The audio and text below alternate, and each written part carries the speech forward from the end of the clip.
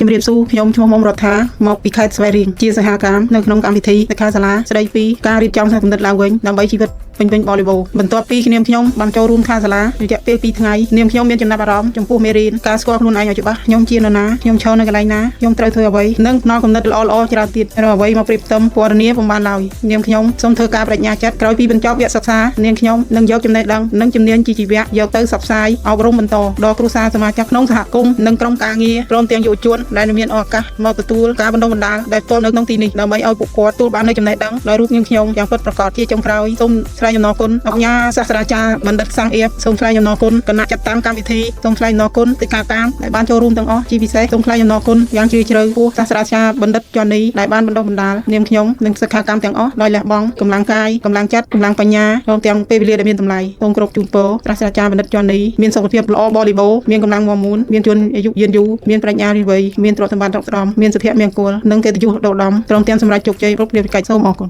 ហ៊ានច្រើនចម្រើនចំណេះចេះច្រើនចម្រើនទ្រនាំមកជូនដល់